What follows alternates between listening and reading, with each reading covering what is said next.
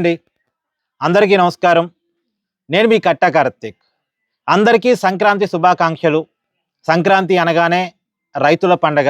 ఒక రైతు బిడ్డగా సంక్రాంతిని జరుపుకోవడం కోసం నేను కూడా మా సొంత ఊరికి వచ్చాను, సొంత ఇంటికి వచ్చాను. సంక్రాంతి పండగని కుటుంబ సభ్యులతో జరుపుకుంటూ ఉన్నాను. కావాలంటే మా ఇంటి దగ్గర ఉన్న గేదెలు, కోళ్ళు మీ అన్నీ చూడొచ్చు. సో ఒక పల్లెటూరు వాతావరణం గుర్తు రావాలని మీకు ఇవన్నీ చూపిస్తున్నాను. మరొకసారి మీ అందరికీ సంక్రాంతి శుభాకాంక్షలు తెలియజేసుకుంటూ ఇక కంటెంట్లోకి వెళ్ళినప్పుడు, పండగ వేళ టీడీపీ కార్యకర్తలకి గుడ్ న్యూస్. ఒక్కొక్కటిగా చంద్రబాబు నాయుడు గారి మీద అప్పట్లో వైసీపీ అధికారంలో ఉన్నప్పుడు పెట్టినటువంటి కేసులు ఏవైతే ఉన్నాయో అవన్నీ కూడా క్లియర్ అవుతూ వస్తున్నాయి. లేటెస్ట్గా చంద్రబాబు నాయుడు గారు 52 రోజుల జైలు జీవితాన్ని గడపాల్సి వచ్చిన కేసు, ఏ కేసులో అయితే చంద్రబాబు నాయుడు గారు జైలుకి వెళ్ళారో ఆ కేసుని ఏసీబీ కోర్టు ఎత్తివేయటం జరిగింది. అంటే ఆధారాలు ఇవ్వని సిఐడి చెప్పటం, దాన్ని పరిగణలో తీసుకున్నటువంటి ఏసీబీ కోర్టు ఆ కేసుని ఎత్తివేయటం జరిగింది. సో ఒక్కోటిగా చంద్రబాబు నాయుడు గారి కేసులు క్లియర్ అవుతున్నాయని మనం అర్థం చేసుకోవాలి. అయితే ఇక్కడ మాట్లాడుకోవాల్సింది ఏంటంటే, ఒకనాడు ఆధారాలు ఉన్నాయని కేసు పెట్టింది సిఐడి, అప్పుడు వైసీపీ ప్రభుత్వం. మళ్ళీ ఈరోజు ఆధారాలు ఇవ్వని అదే సిఐడి చెప్తుంది. అంటే ఆనాడు సిఐడిలో ఉన్న అధికారులు వేరు కావచ్చు, ఈనాడు వేరే అధికారులు ఉండి ఉండొచ్చు. ఆనాటి ప్రభుత్వం వైసీపీది కావచ్చు, ఈనాటి ప్రభుత్వం కూటమిది కావచ్చు. కానీ సిఐడి అంటే సిఐడినే కదా. కానీ ఒకనాడు ఆధారాలు ఉన్నాయి, ఇవాళ ఆధారాలు ఎందుకు లేవు అంటే, ఇక్కడ మనం క్లియర్గా మాట్లాడుకోవాల్సిందంటే, ఆ రోజు జగన్మోహన్ రెడ్డి గారు ఎలాంటి ఆధారాలు లేకుండానే చంద్రబాబు నాయుడు గారిని ఎట్టి పరిస్థితుల్లో జైల్లో పెట్టాలి. ఎందుకంటే తను జైలుకి వెళ్ళి ఉన్నారు గతంలో.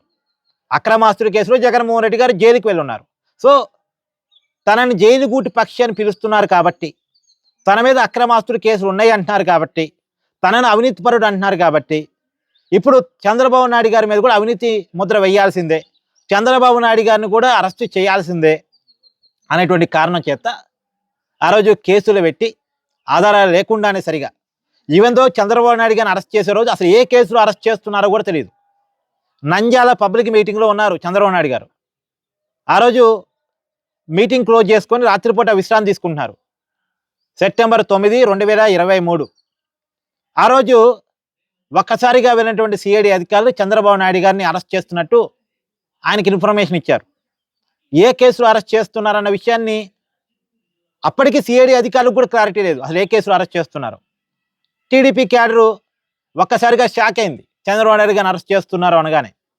ఎక్కడెక్కడో ఉన్నటువంటి చంద్రబాబు నాయుడు గారి అభిమానంతా కూడా ఒకసారిగా షాక్కి గురయ్యారు. తర్వాత తెలిసింది స్కీలర్ మీద కేసులో అరెస్ట్ చేశారు అని.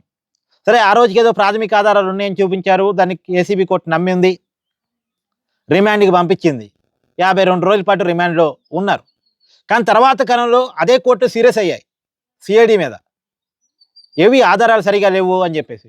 చివరికి వాళ్ళు వేసినటువంటి ఛార్జ్షీట్ను కూడా వెనక్కి పంపించింది కోర్టు, ఆధారాలు సరిగా చూపించలేకపోయింది సిఐడి అని.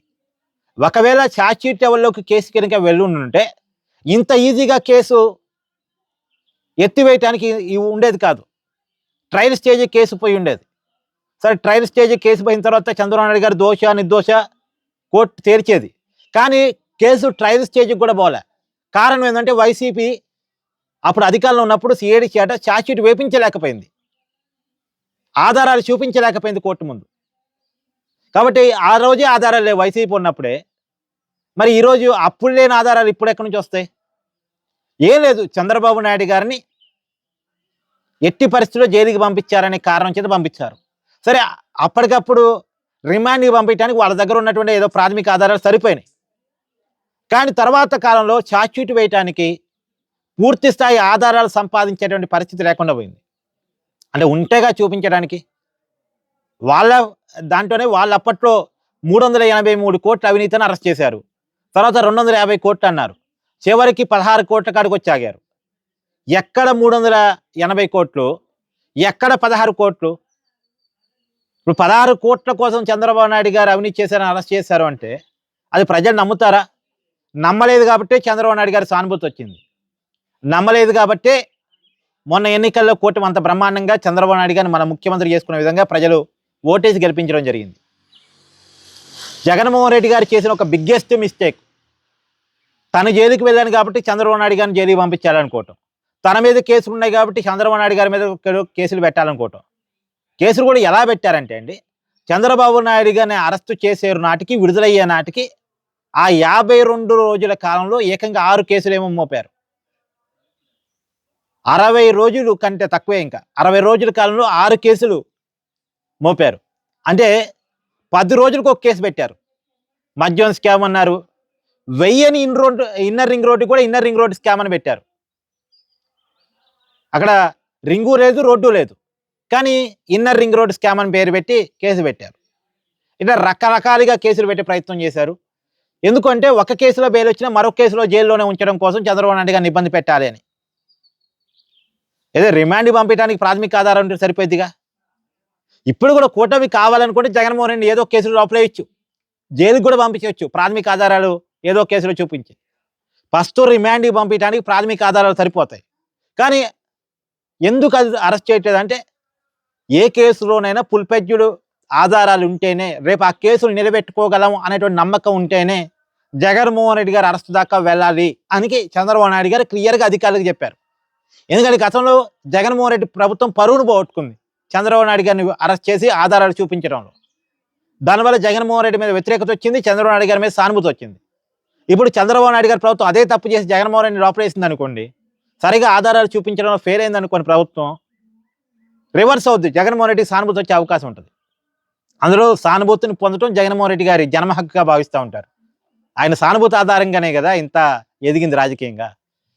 కాబట్టి ఏదేమైనా చంద్రబాబు నాయుడు గారి మీద ఆధారాలు లేకుండా పెట్టినటువంటి కేసులన్నీ కూడా ఒక్కోటిగా ఎత్తివేయడం జరుగుతుంది, ఒక్కోటిగా క్లియర్ అవుతూ ఉన్నాయి. సో తాజాగా స్కిల్ డెవలప్మెంట్కి సంబంధించినటువంటి కేసు క్లియర్ కావడం జరిగింది. ఇది టీడీపీ అభిమానులకు, కూటమి అభిమానులకు కూడా, కూటమి కార్యకర్తలకు అందరికీ కూడా, వాళ్ళందరికీ సంక్రాంతి పండుగ వేళ మంచి గుడ్ న్యూస్ లాగా భావించవచ్చు. సో చంద్రబాబు నాయుడు గారి మీద కేసులు క్లియర్ కావటం మీద మీ అభిప్రాయాన్ని కూడా కామెంట్ రూపంలో తెలియజేయండి. Thank you.